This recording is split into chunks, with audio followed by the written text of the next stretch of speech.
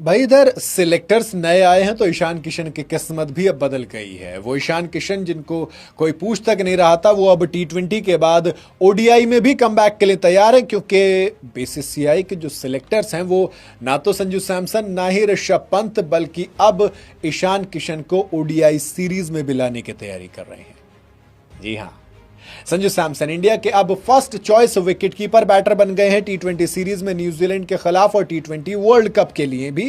And उसके बाद ईशान किशन भी, जो टी20 वर्ल्ड कप का स्क्वाड है जो से हम खुद होस्ट कर रहे हैं, उसमें वो बैकअप ओपनर और विकेट कीपर के तौर पर है।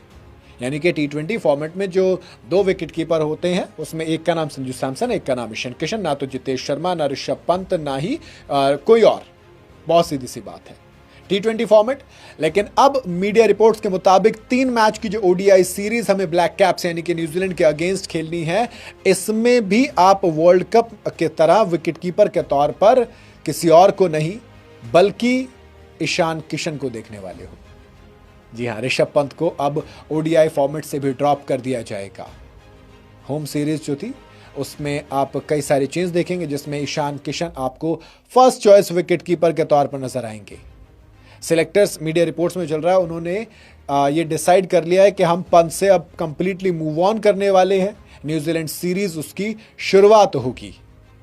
पंत अंडर 19 में ईशान किशन के टीममेट रहे हैं, शानदार रेड हॉट फॉर्म में थे। ईशान किशन की बात करूं तो धुआं उठा रहे हैं। चाहे आप बात करें सैयद मुश्ताक अली ट्रॉफी में, वहां पर हाईएस्ट रन गेटर थे, फाइनल में सेंचुरी लगाई थी उन्होंने। उसके बाद जब विजय हजारे ट्रॉफी खेलने उतरे तो पहले ही मैच में महज 33 बॉल में झारखंड के लिए सेंचुरी जड़ डाली कर्नाटक के अगेंस्ट। हालांकि मैच हार गया कर्नाटक, वो बात दूसरी है, लेकिन जिस तरीके की फॉर्म उन्होंने दिखाई तो वो कमाल है, वो बेइंतहा कमाल है। इतनी कमाल के बीसीसीआई मीडिया रिपोर्ट्स में आया कि बीसीसीआई ने ही ईशान किशन को कहा कि आप बाकी मैचेस मत खेलिए विजय हजारे ट्रॉफी के, आराम कीजिए, क्योंकि आपको न्यूजीलैंड सीरीज में खेलने का मौका मिल सकता है।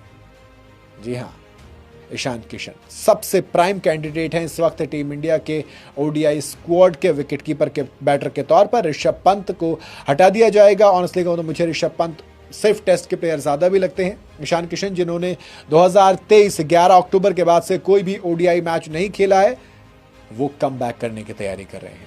ईशान किशन वो बैटर जिसके पास सबसे फास्ट, हमारे इंडिया की तरफ से 200 का आंकड़ा, यानी कि ओडीआई में डबल 100 है नहीं एक तो, लेकिन उसमें भी सबसे तेज ईशान किशन के ही पास है। 23 साल का विकेट कीपर बैटर, पटना से आता है, झारखंड को डोमेस्टिक में रिप्रेजेंट करता है।